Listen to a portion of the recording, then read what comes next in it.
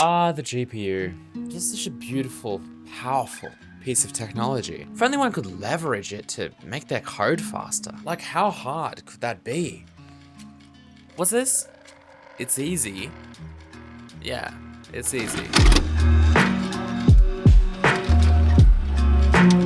So there have been a lot of cases in my code review series where people have sent me their code and it's trying to do some like rendering related things, but it's doing it on the CPU. Now, I don't want to say that that's like objectively bad, but it's objectively bad. See, the thing is, CPU stands for Central Processing Unit, which, I mean, it kind of implies that it's able to do lots of things. It's almost like a generic device that can just do the calculations and computations you need. It's the Central Processing Unit. Now, GPU, on the other hand, GPU, well, what does that stand for again? GPU? Oh, hang on. I think I remember. Graphics Processing Unit. Graphics Processing Unit. What would that be good at? Graphics Processing Unit. Oh, I know. Graphics. All right, I'm sorry. I'll cut the comedy. I'm just feeling a bit jokey today. So anyway, because I see so much code running on the CPU that would have been better running on the GPU, and people have been interested in me showing how to take that from the CPU and put it onto the GPU, I thought that I would make something for you. So what I have put together for you is a super simple application written in C++ which uses OpenGL to execute a compute shader on the GPU. The link to this application and all of the code will be in the description below. It's just on GitHub. I tried to keep it as simple as possible. One of the reasons why I used OpenGL instead of something like Vulkan or DirectX, which, to be completely honest, completely don't need like DirectX 12 or Vulkan or anything. This is super basic stuff. OpenGL does the job perfectly. Let's not forget about OpenGL. It's still a perfectly valid rendering API, and for cases like these, it's the best tool for the job, to be honest. So Compute Shader. Compute Shader was the other thing that I mentioned. Sounds scary to a lot of people, I know, Compute Shader. It's really not, and whilst I don't spend this video talking in depth about how they actually work and how to use all aspects of them, I think you'll hopefully find and you'll see that they're pretty easy to use and they do the job wonderfully. Now, technically, there are lots of ways to execute code on the GPU. You could use something like CUDA or OpenCL. I decided to use compute shaders because most of the problems I'm trying to solve here revolve around a graphics context, meaning that they're to do with rendering. In those cases, you would typically use a rendering API such as Vulkan, OpenGL, DirectX, Metal. And the thing about compute shaders specifically, as opposed to like using a vertex and fragment shader, is that they're just a whole lot more generic. They don't revolve around the actual graphics pipeline and go through all the stages.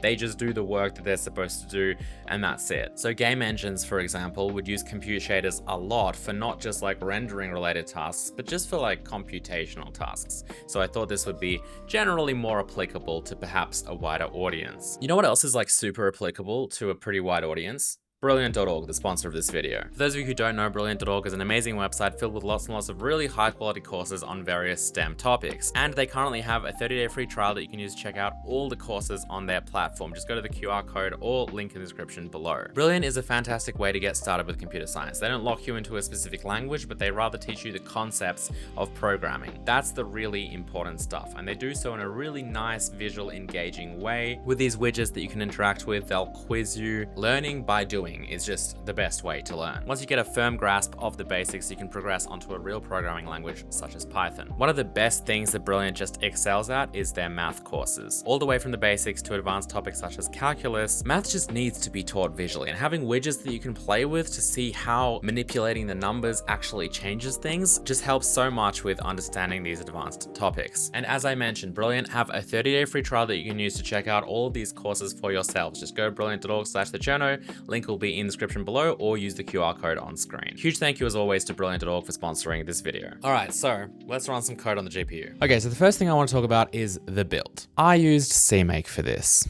Yes, 2025. What a weird year. The reason why is because I wanted to make this project as simple as possible, and there were quite a few dependencies that it required, such as GLFW, GLAD, I chucked in GLM as well. It was not only easier to get CMake to actually build those dependencies because those dependencies come with CMake support, it was also really easy to just get CMake to fetch, to download those dependencies just by itself. So over here, I have a CMake lists file. Let's go through it really briefly. All it does is it creates a project here called app, and then it locates all of the dependencies that we we need. So if it doesn't find GLFW particular version 3.4, then it will actually download it from this URL. The same situation with OpenGL, which really should just be included with your system to like some extent with your drivers. Then we have GLAD, then we have GLM, which I don't think we actually even use GLM for this specific project, but I just wanted to have it around. We then add the actual app project from a subdirectory. Over here in this app directory, we have the CMake list for this project, and you can see this is super simple, just includes source as a directory, and over here we have the like 5 files that we have just being included over here. We're making an executable from those sources, and then obviously linking the dependencies. That's it. Really, really simple. But the thing that I love about this is that I don't have to worry about any of the dependencies.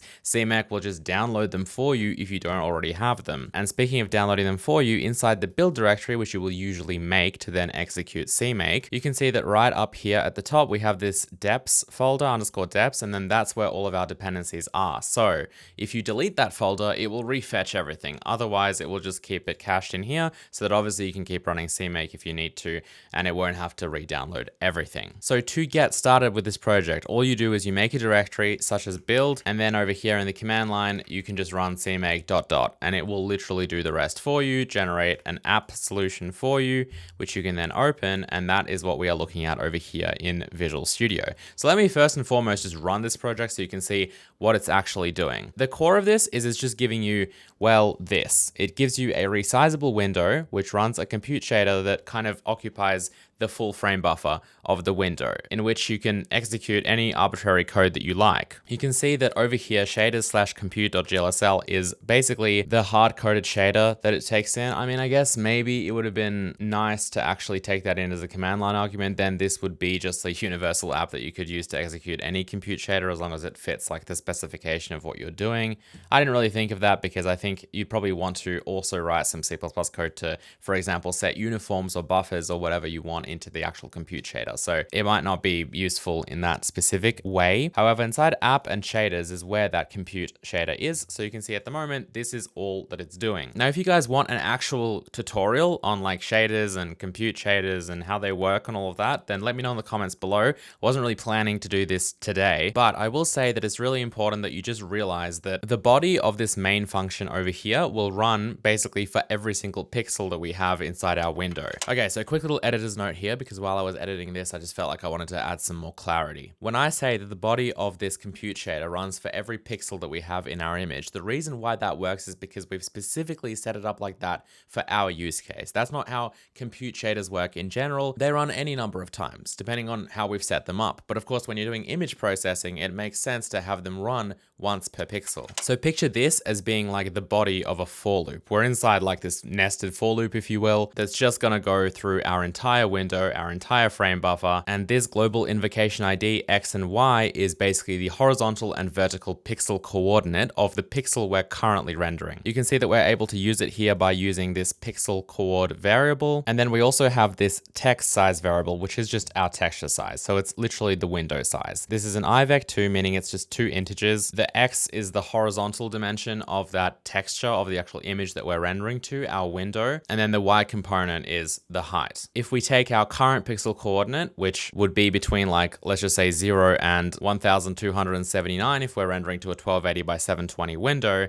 if we take that and we divide it by the actual texture size, then we're basically going to get a number between 0 and 1. Not exactly, as you can see here, but like close enough. Another editor's note. So this idea of this specifically running, I guess 1280 times, so pixel coord being from 0 to 1279, isn't exactly correct either. This global invocation ID is just the index of this current dispatch of the compute shader. As you'll see later, because I'll talk about this later in the video, we have this gl dispatch compute command, which actually tells the compute shader to run. There are 3 parameters here. These are called work groups. So this together with the local sizes that we see here are going to determine how many times this actually gets invoked and therefore what this index is. Now again, I will discuss this later, but because we've set this local size over here to be 16, that means that technically the number of times we'll run this compute shader will be in fact a multiple of 16. 1280 happens to be a multiple of 16, so that works out well. And in fact, so does 720. But since we can resize this window, we could resize it to, I don't know, like 1285, for example, and that's clearly not a multiple of 16. So we'll round up and this will end up running 81 times. So 81 times 16 times. So we actually round up if it's 1285 to 1296. And that's going to be the max value of this, 1295, because -1 is an index, so it starts from 0. So yeah, just a little note that hopefully adds some clarity. And that 0 to 1 in both the X and the Y here is what we're setting as the red and green channel of our output color to produce this. That's why you can see as we go more in the positive X direction, we're getting more red. And as we go, this is 0, 0 over here. As we go more in the positive Y direction, we're getting more green. And of course at 1, 1 over here, we get yellow because that's the result of full red and full green. What we can also do with this though, is if we put these two windows here side by side, you can actually edit this shader however you like, and then just simply press the R key to reload it live. So just to show you a really simple example, we can just set the color to be something like pink. I'll save this text file and then I'll just press the R key and you can see it's now pink. So this obviously means that it's very easy to just iterate over this and work on this, which is kind of the intention. Now, finally, to show you a little bit of a more interesting example, you can also pretty much take anything you find on a website such as ShaderToy and adapt it to work in here. So for example, I found this shader. It was made by Zor for like Valentine's Day. It's just a bunch of hearts, but the point is you can see it's a very, very simple shader code. Now shaders on ShaderToy actually run in something called a fragment shader or a pixel shader. That's technically different to a compute shader, but for all intents and purposes, especially in our case over here, it's not at all. It's basically the exact same thing. So let's go ahead and just grab this code and see if we can get it working inside our little application here. I'm just going to paste it here so we can see it. Now there are two main parameters you can see in this actual main image function. There's O, which is actually an output. This is just our final color. This is literally this variable. And then there's I, which ShaderToy usually calls frag coord, which is like the fragment coordinate, like the pixel coordinate. So this is obviously going to be pixel coord, although in their version, it's a float. So let's take the body of this and I'm just going to add it into here. We can now get rid of this as well. By the way, if I just try and compile right now what we have here with like these compilation errors, you can see that it will actually tell me over here in the console exactly what's wrong along with the actual line number. So it's not just going to like crash or whatever. It'll keep the old shader because obviously the new one couldn't be compiled, and then we can fix those errors using the information we get. So from the parameters of that main image function in ShaderToy, we know that we need this O variable. So I'll just maybe initialize that to like black with 1 alpha. This is going to be our output color over here. So I can set that here immediately. And then we have vec I, which remember is just our pixel coord, but it's going to be a float. So we'll cast pixel coord over here into a float. Let's get rid of this. And then if we look down a little bit, we have this I variable, which isn't initialized. Let's just initialize it to 0. And then also ShaderToy uses this like input here called time. This is just like an accumulating global time of our actual program running. So for now, we can just set this to 0, but this is something you could easily take in like as a uniform from your C++ code into this shader. That way you'd actually get the nice animation you see on ShaderToy. I resolution is just the size of the texture. So let's just use text size. However, this is going to be a float. So let's duplicate this. I'll make an F text size, which is just a vec2. And then we'll just take our text size and cast it to a vec2. So we're going from integers here to floats. And then f text size is what I'm going to use over here. And I mean, I think that's pretty good. We don't have any compilation errors anymore. So let's go back to this and press the R key. And now you can see we have our result. Beautiful. If I go back to this time and set it to something else, by the way, and reload, you can see it's going to basically advance to like a different frame, so to speak, of the animation. So technically speaking, anything you find on ShaderToy can somewhat easily be adapted into like this compute shader over here. The only things that might make it harder is if there are multiple passes or they use external resources such as textures, because in those cases, obviously you'll have to set up the multiple passes as well as take in textures. Okay, so now that we are having so much fun and actually running code on the GPU kind of effortlessly, let's take a look at what it actually takes to do all of this, because I did emphasize the fact that all of this is very simple. So let's take a look at it. So over here we have the main file. It's about 100 lines of code. To be honest, I think a lot of it is just from the getting started page on GLFW's website. So they have like this OpenGL example. Yeah, I think this is exactly what it is. You can see there's an error callback. There's like GLFW init with exit failure. That's exactly what we have going on here. I probably changed like the version numbers and stuff. I'm saying probably because I actually wrote this like, I think 2 months ago. I'm only now getting around to making a video on it. So that's why my memory is a little fuzzy. But anyway, as I mentioned earlier, all of this code is just on GitHub. So feel free to take a look at it. A lot of it will probably make more more sense than me going through it line by line, so I'm going to try and focus on the interesting bits. Obviously, we have to set a key callback over here, which is just this function. It does two things. First of all, escape closes the window, which I usually actually disable this. This is probably something that just came with that GLFW example, but this is the important thing. The R key will basically reload the compute shader. So that's obviously important, and we'll take a deeper look at that a bit later. So once we've created the context and we've loaded GLAD as well, which will load all of those more modern OpenGL functions. So what this means, this basically just enables vsync, which just means that when we actually run GLFW swap buffers inside our main application loop, it will wait for vsync. So it won't actually run that loop faster than what our monitor's refresh rate is. So 144 Hertz for my monitor, 144 times per second is the max rate of this while loop running. Then we're going to go ahead and create a compute shader from the compute shader path. Now over here, I have made a little bit of an API just to make this a little bit more organized. I didn't want to just put everything in one file, but you can see I didn't go crazy with this. Like all of this stuff is just inside the main function, literally. So I did still try my best to keep it as simple as possible. But basically we have two main pieces here. We've got the shader API. So we have shader CPP and shader.h. So you can see this will just create a compute shader and reload a compute shader. Now, if we have a look at create compute shader, for example, most of this is actually from this Chronos OpenGL wiki. So you can see that they have, I think over here, like this complete example of how to deal with, in this case, a vertex and a fragment shader. I don't remember if I found a page like this specifically for compute shaders.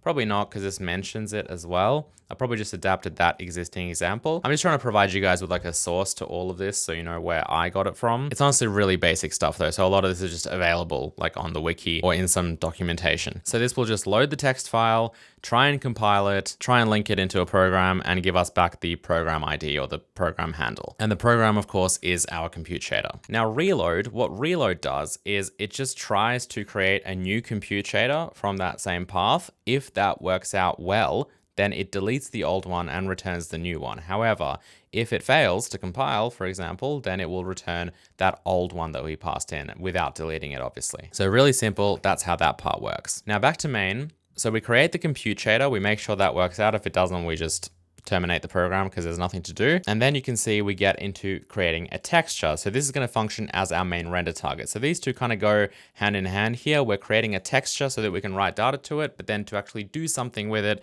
we need it to be inside a frame buffer. So creating a texture and all of these functions are inside this like renderer file. So we have the concept of a texture and frame buffer struct here. You can see they're super simple. We just have the actual handle, a width and height for the texture. That's it. Then the frame buffer also has its own handle, its own ID, as well as an actual texture color attachment. We take in a width and height and it returns one of these structs for us. And then you can see it just goes through here. It uses the new like direct state access DSA API here to just create a texture. And then we'll just allocate some memory for it using GL texture storage 2D. So we're not actually setting any data here, obviously. We're using this as a render target. So we just need to make sure that we have enough memory to actually write what we want to it. You can see the type here I've set is GL RGBA 32F. So this is a little bit overkill. I mean, for what we're doing, we could have just used an RGBA 8 or an RGB 8 texture, for example. But in case we want to do some cool stuff in the future, I just made it a 32-bit float. And then these parameters don't really matter too much for us. Minification and magnification is not something we do. So I've just set it to nearest. This is if we're drawing it at a different size and sampling it, if we want to use like nearest filtering or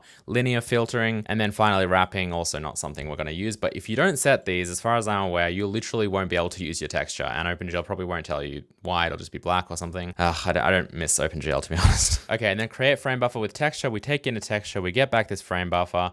It's just going to create the frame buffer and then try and attach the texture to the frame buffer, which just calls GL named frame buffer texture, attaches this texture to the frame buffer at the color attachment 0 slot. If that worked out, then great. If it's not complete, then it fails. So we'll just let the caller know. And then finally, we'll copy all of this texture data into the actual frame buffer. Now, when I say copy all of this texture data, I mean 3 unsigned integers, the actual handle, the width, and the height of the texture. So now that that is complete, we're going to go ahead and enter our main loop here. So as long as the window is not closing, we're running every frame here. So the first thing we need to do is make sure that we're actually at the correct size. GLFW get frame buffer size will just return the size of our render area inside our window. If that's different to the size of this compute shader texture, then we obviously need to resize the texture. We do that by deleting it, creating a new texture that is the new size, and then obviously reattaching that texture to frame buffer, which will just do this and make sure that it worked out. That's all we need to do. And then finally, we can run our actual compute shader program. So we'll make sure that we're using it. We'll bind the texture to the right slot. So this is just basically taking that texture handle over here. So color attachment inside the frame buffer is just the actual texture. We're binding that to texture unit 0. That's important because over here we've specified binding 0 for our actual image 2D. And then we're just saying that it's like, is this format? We'll be writing to it. I think one of it is like the level. So if we're dealing with different MIPs, we can bind a specific MIP, because an image is different from a texture in the sense that like it doesn't have MIPs, it doesn't have filtering. It's more of a raw representation of the actual memory. This is possibly the most complicated part in this thing. We just need to specify a workgroup size and work out how many we need. This kind of corresponds to the layout we've specified over here. Basically, compute shaders run parallel in like various clusters, and this just sets like the size of each workgroup as well as how many workgroups we have in the first place. So picture this as just dividing our screen, our compute shader, our image that we're writing to into all these different cells. We're specifying the size of each cell, which in this case, oops, I cleared everything, which in this case is 16 by 16. And if that's basically the size of like each cluster, then how many do we need to actually fill up the resolution of our image? Because one of these is going to be 1 pixel. So if we've divided everything into like 16 by 16, then how many of these do we actually need? That's why we have the width plus 1 more, just to make sure that we actually have enough in the first place divided by workgroup size X and Y. Now, if you are being really pedantic here, you would probably also need to make sure that your global invocation ID doesn't actually exceed the texture size. I haven't actually done that here, and it's like, it seems to have worked. But in case you have issues with this, what I would do is basically just make sure that like if pixel coord.x, you can actually see that Copilot's trying to help me out. This is basically exactly what I was gonna write. If the pixel coord exceeds that image size, and it's an index, that's why we have equal to as well, then we just return. That just makes sure that we don't accidentally write outside of the bounds, because obviously our texture width and height might not be a multiple of 16, but that's how we've divided these work groups. Anyway, I think that's probably a deeper topic for another video. Then we run our compute shader by doing dispatch compute. Now we only worried about the X and Y groups, not the Z, because it's the 2-dimensional image that we're writing to, but you can also run your compute shader like with all these cells in like 3 dimensions as well. Not something we care about, so it's just set to 1. Now this is somewhat important. This just makes sure that we've actually finished writing to our texture using our compute shader before we start reading from it later on over here. To be completely honest, I'm not sure if we 100% need this, because we might be running everything synchronously here. Compute shaders can actually run on a different queue on our GPU to like the graphics queue. We're not actually even doing graphics queue work here, but just to be safe, you should probably have a memory barrier like this here. Okay, blit. So now what we're going to do is we're just going to basically take that frame buffer, take that texture, and just copy it onto our swap chain. So if we have a look at what this is doing, it's just going to bind our frame buffer as something to read from. It's going to bind 0 as the frame buffer to draw to. So 0 is the swap chain, our actual window. And then we're just going to blit that. So we're just going to basically copy from our texture that we wrote to with our compute shader onto the window, onto the screen, onto the swap chain. Now blit means that you have the ability to resize it and even filter it if you resize it. We're not resizing anything here because the source and the destination should both be the exact same size. So we're literally just copying the data. And that's it. Then we can just swap buffers, which presents everything, and then poll events for things like events, you know, like the window close event, key events, mouse events, that kind of stuff. Yeah, that's it. That's the entire program. It's very simple, but that was the point. I tried to keep things as simple as possible so that you guys could just take this and hopefully learn from it, use it maybe in your existing programs to start moving some work that you might have otherwise done in C++ on the CPU to the GPU. And OpenGL is more than adequate to do things like this, obviously. I think a lot of people are really into like Vulkan and DirectX 12 and all these APIs, and they forget to realize that this kind of does almost the same thing because it's just implemented in your GPU drivers. They don't really discriminate too much between like render APIs. They have their own internal API. This is just an API to make the GPU do something. And if what you're doing is simple and it's just something like this for a little project at home, then using something like Vulkan would be just overkill. you know, compared to this. So let's give a little bit of love here to OpenGL, and hopefully you guys enjoy this and it's gonna be useful to you. Now, what I wanna do with this in the future is actually use it in a more practical example by taking some code that was submitted by you guys for my code review series, moving it to the GPU and thus making it like way faster. So that is the next steps plan for this specific project. Let me know what you guys think in the comment section below, and I will see you next time. Goodbye.